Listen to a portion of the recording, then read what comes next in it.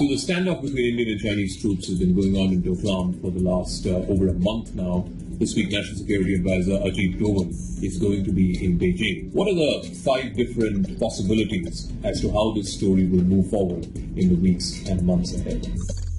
Scenario 1. A full-blown military conflict between Indian and Chinese troops. Diplomacy fails. The Chinese decide to militarily push back the Indian troops, which could lead to a full-blown military conflict. What is the probability of a full-blown military conflict? Less and highly unlikely given the stakes that are involved for both powers. Both India and China are big military powers, and the last thing that anybody wants.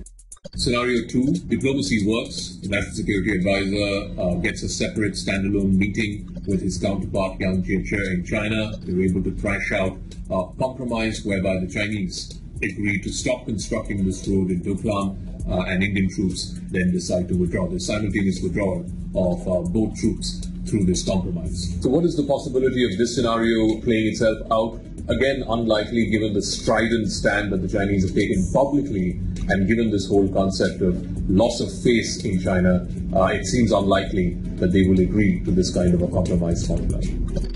Scenario 3. The Chinese refuse to meet Ajit, refuse to give him a separate standalone bilateral meeting, which of course would be an embarrassment for the Indian side, for a visiting dignitary like the National Security Advisor. The standoff on the ground continues, possibly up until the winter months, when of course the harsh weather conditions there would force a rethink from both sides. So what is the possibility of this happening? Again, it's possible given the fact that domestically, at least in China, the most important thing is going to be the 19th Party Congress, which is slated for October, and it's unlikely that Xi Jinping would be seen as being compromising or conciliatory towards India in the run-up to that important Party Congress.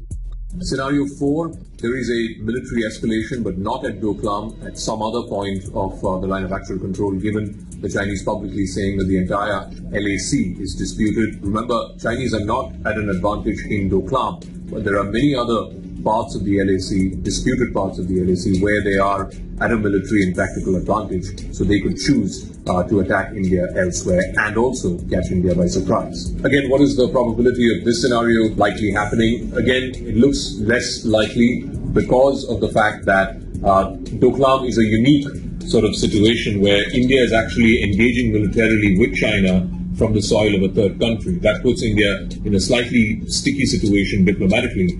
If China were to attack India in what is essentially any other part of the LOC, a direct Sino-Indian face-off, that would again give India an advantage. So this scenario also seems unlikely to play itself out. Scenario 5, Bhutan, which is the third country involved in this whole face-off, does some quiet diplomacy both with India as well as with China, because the last thing the Bhutanese want is a full-blown face-off between Beijing and New Delhi on their soil. So what are the chances of this scenario? It's likely, because the last thing that the Bhutanese want is a war on their soil, a country that's obsessed with the Global Happiness Index. Remember, elections happen in Bhutan early next year. They don't want to go into an election coming off from a military conflict between India and China.